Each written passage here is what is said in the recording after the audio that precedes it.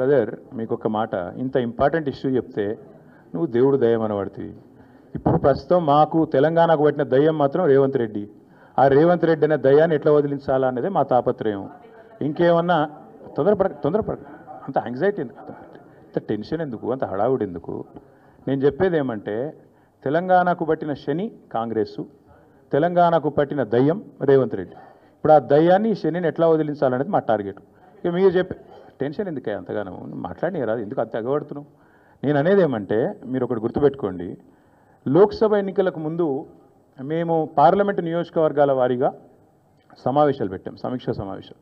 ఇక్కడ అసెంబ్లీలో ఓడిపోయాము, ఎట్లా ముందుకు పోవాలని చెప్పి దాదాపు 17 రోజుల పాటు మీరందరూ చూశారు. ఇక్కడే వేల మంది కార్యకర్తలతో కూర్చొని దాదాపు 7, 8, 9, 10 గంటలు వారితో చర్చించాం.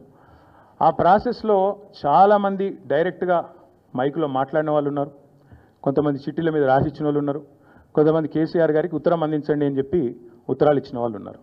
కాబట్టి మా పార్టీలో we encourage open culture, democracy కాబట్టి, డెమోక్రాటిక్ పార్టీ కాబట్టి, ప్రజాస్వామిక స్ఫూర్తి ఉన్న పార్టీ కాబట్టి మా పార్టీ అధ్యక్షుల వారికి ఎవరైనా సూచనలు చేయాలనుకుంటే ఉత్తరాలు రాయొచ్చు.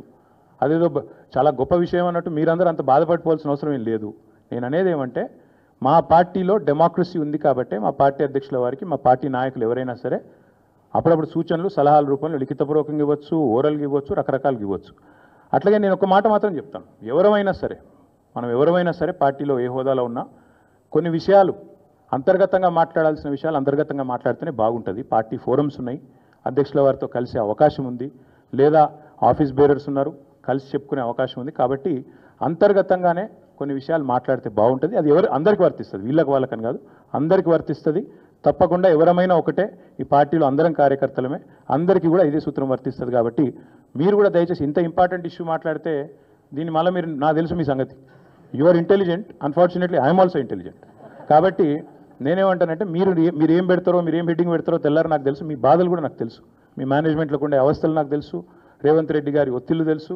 కాబట్టి నేను ఎక్కువ చెప్పను, ఒకటి మాత్రం చెప్తాను, మా పార్టీలో డెమోక్రసీ ఉంది, మా పార్టీలో సలహాలు సూచనలు ఎవరైనా ఇవ్వచ్చు, ఎట్లా అయినా ఇవ్వచ్చు. గతంలో పార్లమెంట్ సమావేశాల సందర్భంగా లేఖలు వచ్చినాయి, సూచనలు వచ్చాయి, అట్లా వచ్చినప్పుడు వాటిని ప్రజాస్వామికంగా స్వీకరిస్తారు. ప్రపంచంలో ఏ మూల ఏ క్షణం ఏం జరుగుతుందో వేగంగా తెలుసుకోవడానికి తొలి వెలుగు వాట్సాప్ ఛానల్ని ఫాలో చేయండి.